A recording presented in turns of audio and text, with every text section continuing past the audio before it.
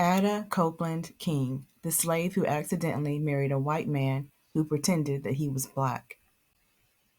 Ada was born as a slave in Georgia in 1860, although some accounts say that she was born in 1863.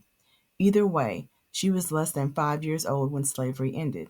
Ada moved to New York City in the mid 1880s, likely seeking work. She eventually found a job as a nursemaid taking care of children. While in New York, Ada drew the attention of a very light-skinned black man named James Todd, who was supposedly of West Indian descent, despite the fact that he had blonde hair and blue eyes. The one drop of black blood rule was very much in effect, and all that James needed in his family line was a black great-great-grandparent, and he was considered a black man despite how white he actually looked. James told Ada that he was a Pullman porter, a man who worked on trains serving passengers. Ada assumed that James's work as a Pullman porter and sometimes as a steel worker was the reason that he was gone all of the time. Nevertheless, Ada married James in a home ceremony in September of 1888.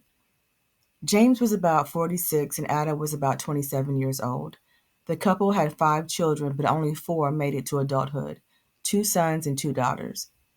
Their 2 daughters married white men and tried to pass off as white, while their 2 sons lived as mulatto black men or biracial black men. Ada, James, and their children lived in a nice home.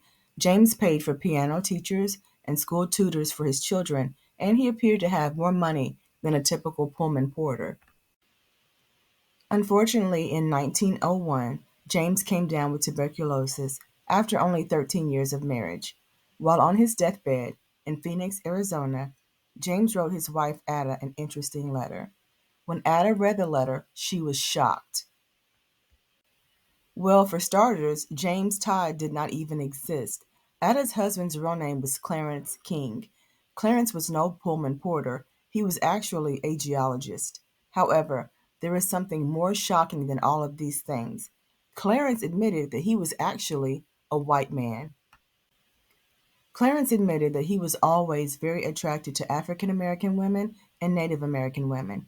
Since a white man marrying a black woman was a crime and would have caused them both to be ostracized by both the black and white communities, Clarence covered up who he really was so that he could date and eventually marry Ada. The truth was, Clarence was living 2 separate lives.